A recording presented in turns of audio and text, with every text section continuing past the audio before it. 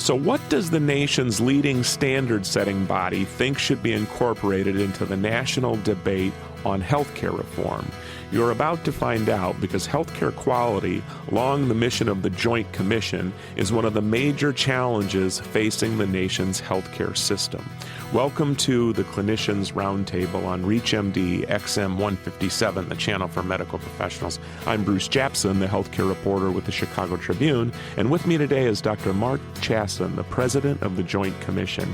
In his role, Dr. Chassin oversees the activities of the nation's predominant standard-setting and accrediting body in healthcare, the Joint Commission, which accredits thousands of hospitals and healthcare organizations across this country.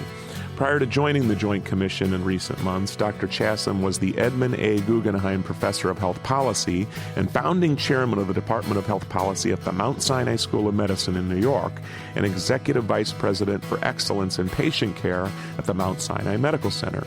He is a board-certified internist and practiced emergency medicine for 12 years, and even before joining the commission, was a national recognized expert in quality in his own right. Dr. Chassin, welcome to ReachMD. Thanks, Bruce. I'm delighted to be with you. Well, it's a pleasure to have you here, and I know this year we are going to be hearing so much about healthcare reform with the presidential election, and obviously it's going to be a hot election year in Congress as well. But the Joint Commission, too, certainly has a role in the healthcare debate. And if you could give our listeners an idea of where the Joint Commission is, and we can touch on a few of some of the key points that perhaps your organization would like to see put before in this debate, it would just be wonderful. Sure. Let me start by saying that I think that we in healthcare in the United States have several challenges that all organizations, whether we're delivery system organizations providing healthcare or organizations like the Joint Commission providing some oversight, have to really focus on in order to make progress here. And one of them is that there are routine breakdowns in safety processes that we really can't tolerate any longer. Our public stakeholders are, I believe, getting impatient with us, that we don't seem to be able to get doctors and nurses and orderlies to wash their hands every time they should. We don't seem to be able to get medications right as often as we should. And that level of error is, I believe, just no longer acceptable. So I think the challenge for us is to figure out how we can make major improvements. A little bit better in this environment, in my opinion, is not good enough. Major improvements that are durable. What we have tended to see with some quality improvement is that because we haven't paid enough attention to how to embed improvements into the routine work of an organization, that a special project gets a little bit of traction on a problem, but then when the team moves on to the next challenge, that improvement tends to erode. So we've got major challenges around the routine failures of safety processes that should be protecting patients better than they do today. You bring an excellent point up, and you just talk about choosing the right medication, doctors and nurses washing their hands. And if you think about it, everybody is so concerned this year in healthcare about giving everybody health benefits and the rising costs of healthcare. These types of things don't cost anybody anything. They're very cheap to do, but if they're not done, they can be very expensive. That's absolutely right. And one of the issues that we have in healthcare in trying to figure out how to improve these processes and make them work as reliably as safety processes in other industries, which have achieved very, very high levels of safety and reliability, one of the difficulties we have in healthcare is that we can't use one of the tried and true methods that have come from other industries, which is after you've figured out a really excellent process that delivers on what it's supposed to do every time, you automate it. And you get people, to the extent possible, out of that process entirely.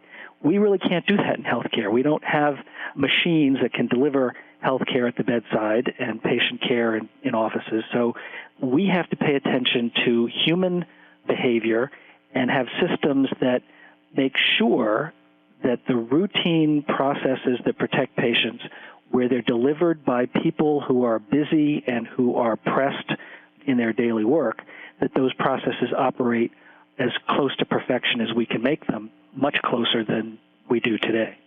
Well, Dr. Chassin, is it an issue where when you find problems such as these, are the organizations just not paying attention? I mean, can cost be a barrier? Because some of the things that you're talking about seem to be very simple that could be resolved with some minor tweaks. Yeah, they're not minor tweaks. And the reason they're not minor tweaks, particularly in hospitals, is that what has happened over the last 10 or 15 years is that hospitals have gotten to be far more complex at a very rapid pace. And the way we work in hospitals, the people that work in hospitals hasn't changed very much, and we haven't kept pace with the kind of systems that other industries have used to protect these very complicated organizations from making mistakes. So we continue to see, for example, wrong site surgical procedures done on wrong patients, which should never happen. And one of the problems is that they happen differently each time. So it's not that the organizations aren't paying attention, don't want to improve. The state of the art, unfortunately, today is that we don't have perfect answers to all of these system breakdowns. And what I'm suggesting is that we need to devote a lot more resources, a lot more quickly, to producing those solutions so that we can help organizations make those improvements. Well, if you're just tuning in, or even if you're new to our channel, you're listening to the Clinicians Roundtable on ReachMD XM 157. I'm Bruce Japsen of the Chicago Tribune, and I'm speaking with Dr. Mark Chassin, who is the head of the Joint Commission. He joins us from outside of Chicago in Oak Brook, Illinois, where the Joint Commission is well known by health facilities, hospitals, and doctor groups as an accrediting body that has the issue of quality at the top of its agenda all the time. And we're talking about challenges facing healthcare, and Dr. Chassin brought up the whole idea of resources and health facilities' difficulty in coming up with resources to address some of these systems. Dr. Chassin, is there anything specific, perhaps maybe one of the more primary issues, if there are health professionals, doctors listening in, that they should right away address and perhaps get their boards to be thinking about the primary area to address in a health system? I mean, is it electronic records? Is there some real upfront thing that they need to do? I'd say that the first thing that a healthcare organization ought to be doing in today's environment is to come squarely to grips with the proposition that quality is not where we want it to be. Now, I think that there has been a dramatic change in the healthcare delivery system over the last, say 8 to 10 years. 10 years ago, healthcare organizations, hospitals in particular, were not really measuring anything with respect to quality. They weren't required to submit any information to anybody on the quality of their care. And many of them would, in that time frame, if you asked them about quality, they'd say, it's just fine here. Sure, there are some problems in quality, but they're elsewhere. They're not here. And there's been, I think, a fairly dramatic change in that environment in a relatively short period of time of the last 8 to 10 years. So now, virtually every hospital in the country collects data on a lot of different quality measures, and a lot of that information is public. It's public on the Joint Commission website. It's public on the Medicare website. And the shortfalls in quality, I think, are now much more widely acknowledged. So the place, I believe, that quality improvement has to start is with every organization recognizing that all of their quality processes have room for improvement, that they should actively looking for which of those processes are most in need of attention and focusing a lot more energy than most places do today on measuring the extent of the problem and then coming up with solutions. It starts with the leadership. It starts with the board of trustees and executive management and continues with the physician leadership. So we need, I think, as a first step, to get all healthcare organizations on that page. Well, and the interesting thing that you bring up about measuring quality, and maybe you could rattle off some places where people could turn to look and see where the key areas are, and certainly they could go to the Joint Commission. But the whole buzzword on quality, as you say, it's huge, and the whole idea of reporting things and keeping track and measuring is something that the government is starting to do. It's something that large employers, General Motors, Boeing, they're all getting into this, and they're all going to start putting providers, doctors, and hospitals' feet to the fire on this and saying, you're not doing this and your score on this is not so great. So they should probably realize this is coming, but are there places where providers can turn to kind of see what's out there and see what's going on? Perhaps you could recommend a particular health facility or even some other places that they could turn to start to prepare for what's coming down the pike.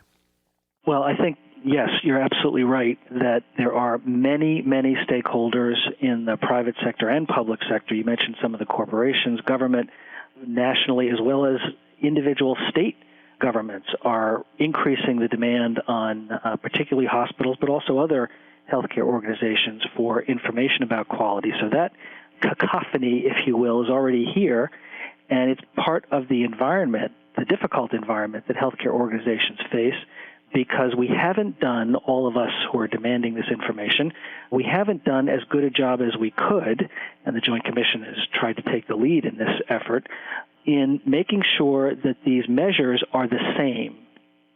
When General Motors asks for a measure about heart attack care, or the New York State Health Department or Medicare or the Joint Commission, if they're asking about the same component of care, the measures they're requesting should be exactly the same. When they start having differences, that produces a whole lot of waste in the quality measurement and improvement arena that we really can't afford. So that's one aspect of the difficulty that we face in healthcare in the delivery system.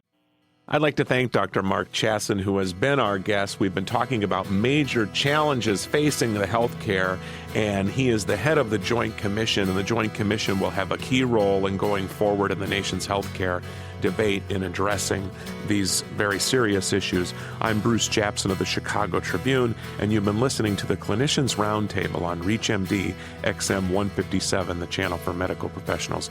We welcome your comments and questions on today's show through our website at reachmd.com, which now features our entire medical show library in on-demand podcasts. And I would like to thank you today for listening.